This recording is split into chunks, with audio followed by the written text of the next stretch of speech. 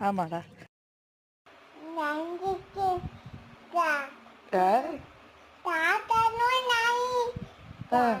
தாத்தா பேர் என்ன? தாத்தா